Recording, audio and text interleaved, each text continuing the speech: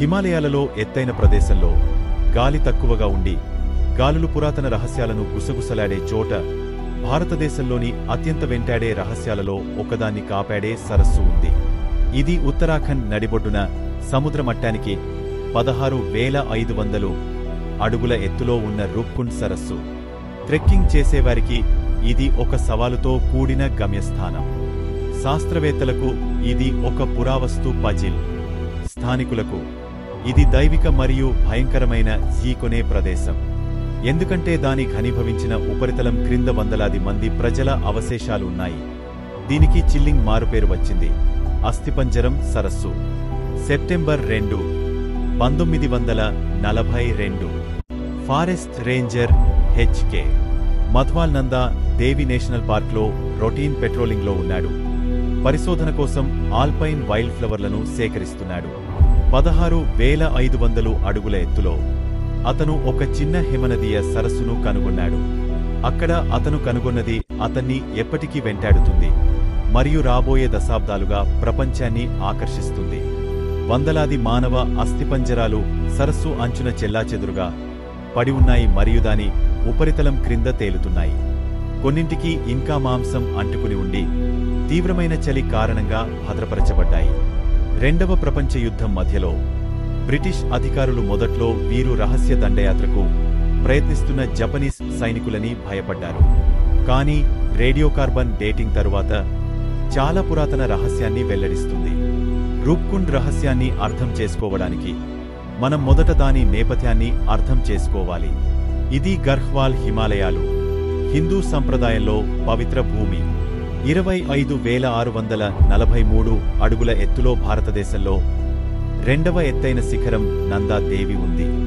ఆనందాన్ని ఇచ్చే దేవత అని పేరు పెట్టబడిన ఆమె శివుని భార్య పార్వతి యొక్క అభివ్యక్తిగా గౌరవించబడుతుంది. ప్రతి 12 సంవత్సరాలకు వేలాది మంది భక్తులు ఈ పర్వతాల గుండా 280 కిలోమీటర్ల తీర్థయాత్ర అయిన నందా దేవి రాజ్ జాట్ను చేపడతారు.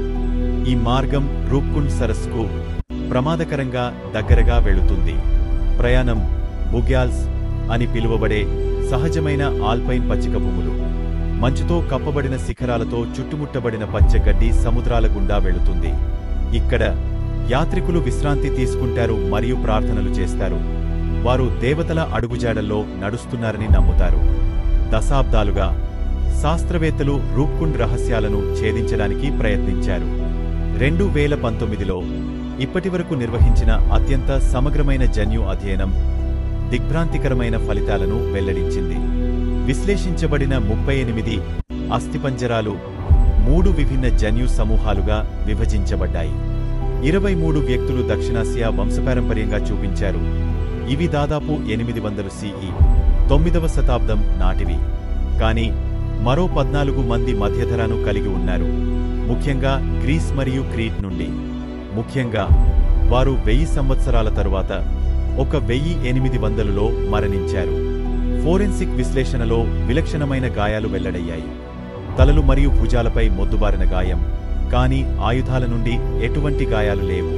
పై నుండి పడే పెద్ద గుండ్రని వస్తువులతో వారు కొట్టబడ్డారని నమూనా సూచించింది. ఆధారాలు భయంకరమైన సహజ దృగ్విషయాన్ని సూచిస్తున్నాయి. క్రికెట్ బాల్ పరిమాణంలో ఉన్న వడగళ్లతో ఆకస్మికంగా హింసాత్మకమైన వడగళ్ల వర్షం. ఇటువంటి తుఫానులు అసాధ్యం కాదు. 1986లో బంగ్లాదేశ్లో 1 కిలోగ్రాము కంటే ఎక్కువ బరువున్న వడగళ్ల వర్షంతో 92 మంది మరణించారు. రూప్కుండ్ యొక్క ప్రత్యేకమైన భౌగోళికం, ఆశ్రయం లేని నిటారుగా ఉన్న లోయ, ఆకాశం నుండి పడే ప్రాణాంతక మంచు నుండి తప్పించుకోలేని బాధితులను చిక్కుకునేది. రక్షణాత్మక గాయాలు లేకపోవడం వల్ల బాధితులు అకస్మాత్తుగా వాతావరణ విపత్తులో పూర్తిగా అప్రమత్తంగా లేరని సూచిస్తుంది. కానీ శాస్త్రం కథలో కొంత భాగాన్ని మాత్రమే చెబుతుంది. శతాబ్దాలుగా స్థానిక జానపద కథలు రూప్కుండ్ అస్థిపంజరాలకు దాని స్వంత వివరణను అందిస్తున్నాయి. కనౌజ్ రాజు జస్తావాల్ మరియు అతని గర్భవతి భార్య రాణి బాలంప గురించి పురాణం చెబుతుంది. వారసుడి పుట్టుకను జరుపుకుంటూ వారు దేవత నందా దేవిని గౌరవించడానికి ఆనందకరమైన తీర్థయాత్రకు బయలుదేరారు. కాని వారి వేడుక అనుచితంగా మారింది. పవిత్ర స్థలంలో బిగ్గరగా సంగీతం, నృత్యం మరియు ఆనందోత్సాహాలు. దేవత నందా దేవి ఆమె భయంకరమైన రూపంలో ఈ అగౌరవంపై కోపంగా మారింది.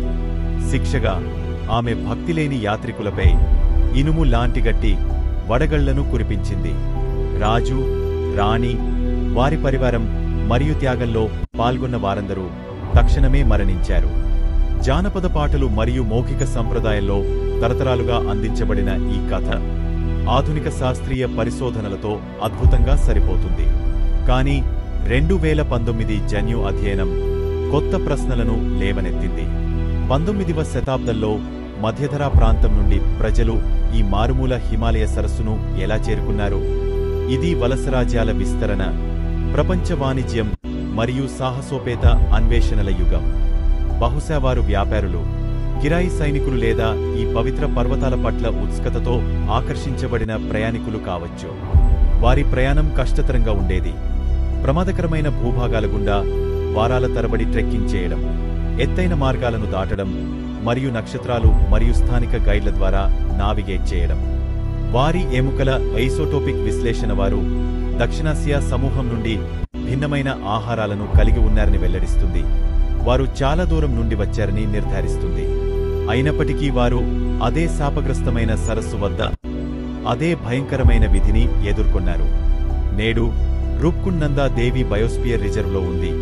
ఇది ప్రపంచంలోని అత్యంత దుర్బలమైన పర్యావరణ వ్యవస్థలను రక్షించే యునెస్కో ప్రపంచ వారసత్వ ప్రదేశం.